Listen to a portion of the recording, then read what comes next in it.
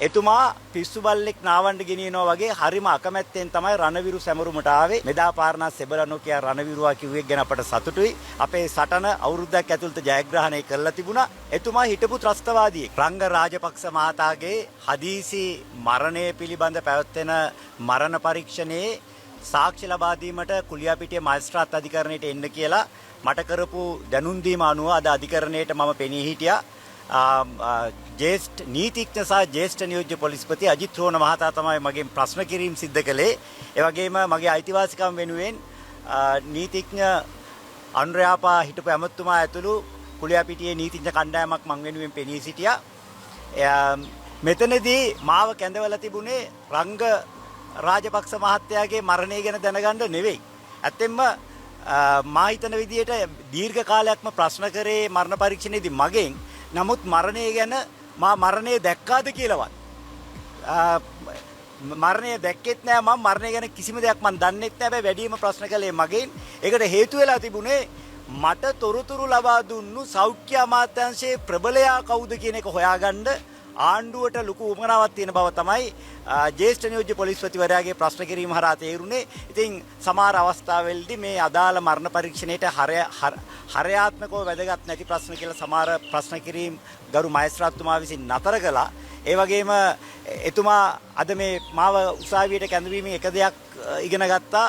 ඒ තමයි සාක්ෂි ආඥා පනතේ 60 වන වගන්තිය මාධ්‍ය හමු වලට අදාළ නැතය.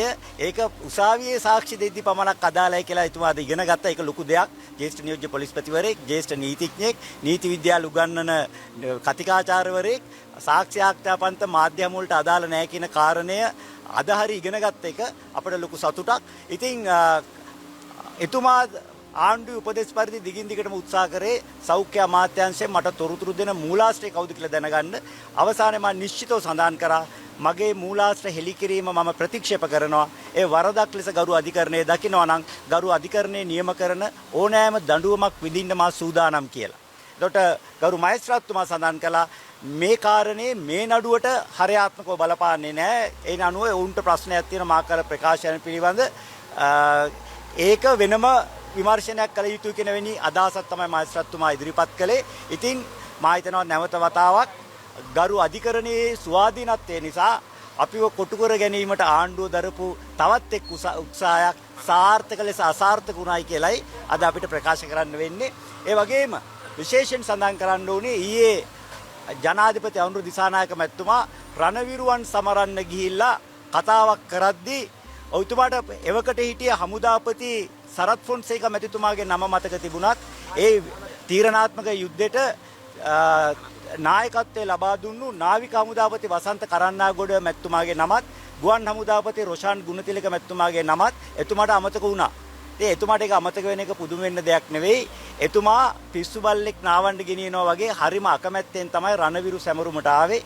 මෙදා පාරණස් සෙබළ නොකිය රණවිරුවා කිව්වෙක් ගැන අපට සතුටුයි. අපේ සටන අවුරුද්දක් ඇතුළත ජයග්‍රහණය කරලා තිබුණා. ඊට අමතරව එතුමාගේ මානසිකත්වය අපට තේරුම් ගන්න පුළුවන්. එතුමා හිටපු ත්‍රස්තවාදියෙක්. දැන් අපි මේ උතුරේ ත්‍රස්තවාදීන්ව පරාජයට කරපු එක සමරන්න ආරාධනා කරේ දකුණේ ත්‍රස්තවාදියෙකුට. උතුරේ ත්‍රස්තවාදයේ දකුණේ ත්‍රස්තවාදයාගේ පොදු හතුරා වුණේ රණවිරුවා. ඉතින් තමන් වරක් හතුරෙක් විදියට දැක්ක, තමන් තුවක්කු අරගෙන මරන්න සැලසුම් කරපු රණවිරුවාට ගෞරව කරන්න පැමිණීම සිදුවීම එතුමාගේ අභාග්‍යයක් විදියටයි තිබුණේ. ඉතින් එතුමාගේ කතාවේ රණවිරුවන්ට ආදරයක් පෙන්වුවේ නැති නිසාද වැස්ස වලාක දෙයියොත් කිව්වා පුළුවන් තරම් ඉක්මනට කතාව නතර කරලා ගෙදර යන්න කියලා. ඇත්තම ආහන ප්‍රශ්න හරයාත්මකව මරණ පරීක්ෂයට අදාළ නැති බව ගරු මහේස්ත්‍රාත්තුමාත් පිළිගත්තා. ඒ නිසා එතුමා ආගෙන ගිය ප්‍රශ්න අතරමැද නතර කරලා අවසාන ප්‍රශ්නෙට ගිහිල්ලා එතනින් තවදුරටත් කියන්න දෙයක් තියෙනවද කියලා අහලා හරස් ප්‍රශ්න ඇසීම නතර කරන්න සිද්ධ වුණා.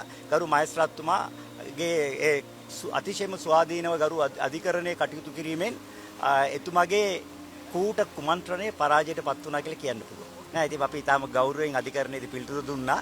හැබැයි ඉතින් එතුමා අපිට කතා කරන්න අවස්ථාවක් නොදීදී අපට සිද්ධ වුණා එතුමාට බාධා කරන්න. ඒ වගේමයි මුල සිට අගටම මරණ පරීක්ෂණයක කිසිදාක නොවූ ආකාරයෙන් නොදාල ප්‍රශ්නය ඇහුවේ. දැන් අපිට ඉතින් එතුමාට පොඩ්ඩක් නීතිය එහෙම්නේ මතක් කරලා දෙන්න සිද්ධ වුණා. Talk with reporter අසත්‍යයට එරෙහි සත්‍ය වාර්තාකරණය